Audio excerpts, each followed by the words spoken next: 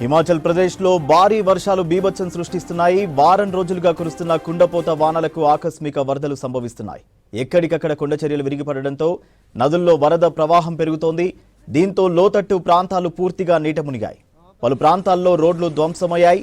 గత 10 రోజులుగా కురుస్తున్న వానలతో 51 మంది మరణించినట్టు ప్రకటించింది హిమాచల్ ప్రదేశ్ ప్రభుత్వం.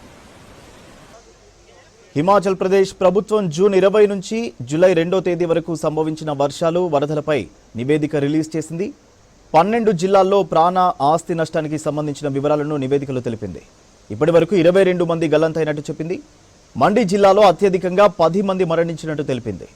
103 మందికి గాయాలైనట్టు వెల్లడించింది హిమాచల్ ప్రభుత్వం.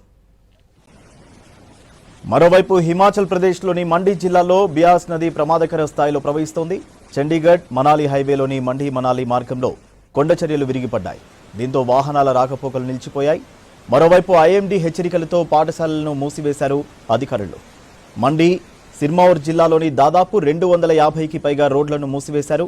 రాబోయే 24 గంటలు భారీ వర్షాలు కురిసే ఛాన్స్ ఉందని తెలిపింది ఐఎండీ. ప్రజలు అప్రమత్తంగా ఉండాలని తెలిపింది వాతావరణ శాఖ. హిమాచల్ ప్రదేశ్లో భారీ వర్షాలు బీభత్సం సృష్టిస్తున్నాయి. వారం రోజులుగా కురుస్తున్న కుండపోత వానలకు ఆకస్మిక వరదలు సంభవిస్తున్నాయి. ఎక్కడికక్కడ కొండ చర్యలు విరిగిపడడంతో నదుల్లో వరద ప్రవాహం పెరుగుతోంది. దీంతో లోతట్టు ప్రాంతాలు పూర్తిగా నీట మునిగాయి. పలు ప్రాంతాల్లో రోడ్లు ధ్వంసమయ్యాయి. గత 10 రోజులుగా కురుస్తున్న వానలతో 51 మంది మరణించినట్లు ప్రకటించింది హిమాచల్ ప్రదేశ్ ప్రభుత్వం.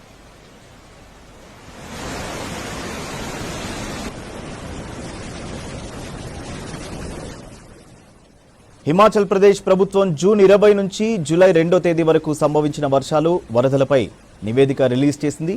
12 జిల్లాల్లో ప్రాణ ఆస్తి నష్టానికి సంబంధించిన వివరాలను నివేదికలో తెలిపింది. ఇప్పటి వరకు 22 మంది గల్లంతైనట్టు చెప్పింది. మండి జిల్లాలో అత్యధికంగా 10 మంది మరణించినట్టు తెలిపింది. 103 మందికి గాయాలైనట్టు వెల్లడించింది హిమాచల్ ప్రభుత్వం. మరోవైపు హిమాచల్ ప్రదేశ్లోని మండి జిల్లాలో బియాస్ నది ప్రమాదకర స్థాయిలో ప్రవహిస్తోంది. చండీగఢ్ మనాలి హైవేలోని మండి మనాలి మార్గంలో కొండ చర్యలు విరిగిపడ్డాయి. దీంతో వాహనాల రాకపోకలు నిలిచిపోయాయి. మరోవైపు ఐఎండీ హెచ్చరికలతో పాఠశాలలను మూసివేశారు అధికారులు. మండి సిర్మౌర్ జిల్లాలోని దాదాపు 250కి పైగా రోడ్లను మూసివేశారు. రాబోయే 24 గంటలు భారీ వర్షాలు కురిసే ఛాన్స్ ఉందని తెలిపింది ఐఎండీ. ప్రజలు అప్రమత్తంగా ఉండాలని తెలిపింది వాతావరణ శాఖ. बारिश के कारण जो नुकसान हुआ उसका जायजा लेने के लिए मैं पहली बार यहाँ मेरा आना हुआ बरसात के उस नुकसान के पश्चात। यहाँ सामने से अगर हम देखें यहाँ 8 मकान जो है वो जिनका नामो निशान नहीं रह गया। पीछे यहाँ पर पुल था, पक्का पुल था और वो पुल भी बह करके चला गया है। पुल के कुछ हिस्से नीचे पड़े हुए हैं।